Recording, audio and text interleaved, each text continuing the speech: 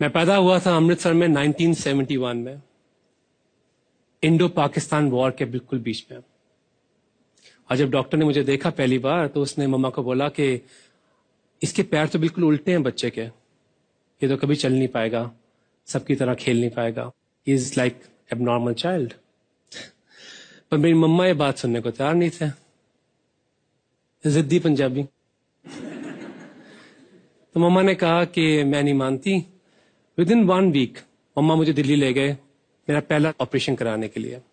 उसके बाद बहुत साल मम्मा ने स्ट्रगल किया कि मैं बाकी सब बच्चों की तरह भाग सकूं, खेल सकूं। और जब लोग मजाक उड़ाते थे मेरा मम्मा कहता नहीं, ये चलने के लिए पैदा नहीं हुआ, ये उड़ने के लिए पैदा हुआ। पर जो बच्चा अलग होता है ना, उसका स्कूल में ट्रीटमेंट भी अलग होता है, बिल्कुल अलग होता है। कि सब बच्चे बोलते हैं यार ये क्या पोलियो वाला लड़का की तरह है, अरे ये टेढ़े पैर हैं, इस तो भूत होगा, या तो इसको श्राप है कोई। अक्सर सुनता था मैं, इतने बड़े बड़े लकड़ी के जूते पहनने पड़ते थे, ब्रेसेस। मैं कभी नहीं कहता था मुझे दर्द हो। और एक बार ना मैंने प्रेस लेके ना अपने पैर पे प्रेस मार दी कि मैं सीधा कर लूं पैर को अपने, क्योंकि सबकी जैसे बन जाऊं। बट मेरे को सबके जैसा नहीं बनना था। मम्मा कहते तू अलग है सबसे। जहां सारे रास्ते बंद हो गए मेरे लिए, एक ही रास्ता खुला था, रसोई का। छोटी सी रसोई घर में, और मेरी ग्रैंडमदर बहुत अच्छे कुक थे घर में। पता बड़े जो लोग थे ना, उनके दिल भी बड़े थे, बर्तन भी बड़े थे, चूल्हे भी खुले थे। उस जनरेशन की बात ही कुछ और थी। तो वहीं से खाना बनाना मैंने सीखा, उनका हेल्पर बन के, क्योंकि बाकी कुछ भी नहीं कर सकता था मैं इतना कुछ। और सबसे मुझे बड़ी खुशी मिलती थी हरिमंदिर साहब जाके अमृतसर में। छोटे छोटे बच्चे वहां रोटियां बेल रहे होते हैं और साथ में कोई मटर छील रहा होता है बच्चा, कोई बर्तन धो रहा होता है, कोई सेवा कर रहा होता है। वहां में मुझे कुछ नहीं सुनाई देता था, मुझे सिर्फ एक ही चीज सुनाई देती थी, खुद की आवाज। मैंने हरिमंदिर साहब में एक चीज जरूर सीखी कि सबका शुक्रिया करना चाहिए। जो आपको उठाते हैं वो भी, पर उनसे जरूरी वो हैं जो आपको दबाते हैं। क्योंकि जब आपको दबाता है कोई, तो आपको पता नहीं आप में कितनी सहन शक्ति है, जो आपको अंदाजा भी नहीं होता कि कैसे आप बाहर निकल के आते हैं उससे। आप अगर एग्जाम्पल देखें तो मैं कहता हूं 1893 बहुत इंपॉर्टेंट साल है इस पूरी दुनिया का। एक कंडक्टर ने गांधी जी को ट्रेन से उतार दिया साउथ अफ्रीका में। कंडक्टर का नाम कोई नहीं जानता, सब जानते हैं दुनिया में गांधी जी को। क्योंकि ये जो आपको बुली करते हैं उनमें खुद अपनी कोई इनसिक्योरिटी होता है। वो आपका अभिमान, जो सबसे इंपॉर्टेंट चीज है, आपका गरूर, वो आपकी आवाज लेना चाहते हैं आपसे। That's what they want to do. America पहुंचा 2000 में एक नए सपने के साथ, एक नई सोच के साथ। वहां जाके बहुत काम किए, 31 नौकरियां की है मैंने, हिसाब लगाया। लोगों के घर जाके सफाइयां की, बर्तन धोए, छोटे छोटे इवेंट्स किए, कुत्ते संभालो, बिल्लियां संभालो। गोरों की प्रॉब्लम्स भी डिफरेंट होती हैं हमसे। एक अमेरिकन शेफ के साथ मैं काम करता दिल्ली में, वो मुझे बिल्कुल पसंद नहीं करता था, पता नहीं क्यों। एक दिन रात को शराब पी के बहुत मेरे से गुस्से था, पता नहीं क्यों। उसने इतना बड़ा क्लीवर लिया और जोर से मेरे हाथ पे मारने की कोशिश की। मैंने छोड़ दिया काम को, क्योंकि मुझे लगा कि वो मेरा गरूर ले रहा है मेरे से, मेरी पहचान ले रहा है मेरे से। वो चाहता मैं टूट जाऊं। I walked out. पर मैंने उस दिन कसम खाई थी, मैं कुछ बन के दिखाऊंगा।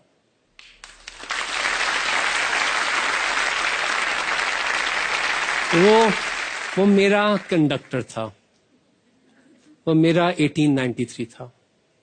सबकी लाइफ में ऐसा आता है दिन। नाम बदलते हैं, काम बदलते हैं, शक्लें बदलती हैं। बहुत शेफ्स के साथ मैंने काम किया, गॉर्डन रैमजी तक के साथ मैंने काम किया, अंग्रेजी भी सीखी, सब कुछ किया, मेहनत की बड़ी। और 23 अगस्त 2004 में मैंने जेम्स बियर्ड हाउस में खाना पकाया। जेम्स बियर्ड ऑस्कर अवार्ड्स माने जाते हैं अमेरिका में। वहां पे जाको राके साइयां थे मार सके ना कोई, वहां पहुंच गए। और जब मेरे को ऊपर बुलाया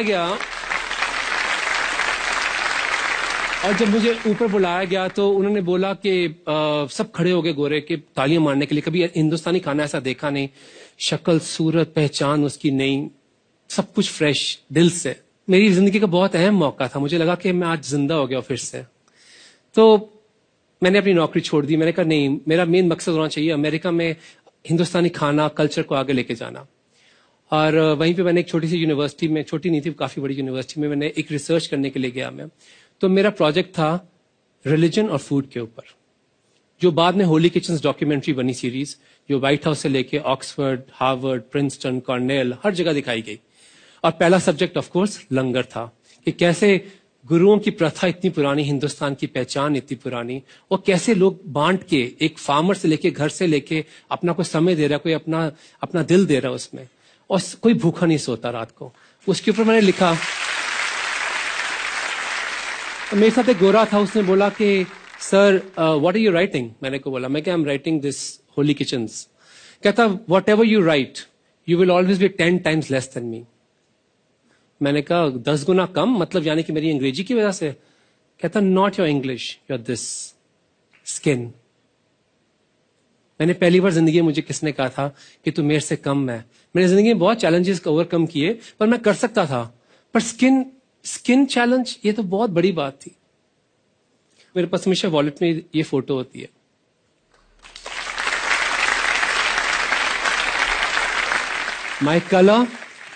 My color comes from them. This is my biggest heritage. This doesn't make me small. मुझे छोटा नहीं करता ये मुझे सबसे ऊंचा करता है। मेरी 9 बजे की सुबह की बस थी, मैंने बस नहीं पकड़ी न्यूयॉर्क वापस जाने की, मैं लाइब्रेरी के बाहर खड़ा रहा, और जो वो लड़का आया बाहर, मैं क्या sir I want to talk to you. कहता व्हाट? मैं क्या, I don't want to be equal to you, I want to be better than you. उसी दिन पैदा हुई थी एक मेरी छोटी सी किताब, उत्सव। हिंदुस्तान के त्योहार, संस्कृति, पहचान, हमारी प्रेयर्स, हमारी भाषा, हमारे कपड़े, हमारी सेलिब्रेशंस, हमारी अमीरी, हमारी गरीबी, सब कुछ उस किताब में है। पहली बार हिस्ट्री में कांस फिल्म फेस्टिवल में किताब लॉन्च हुई इन 2015।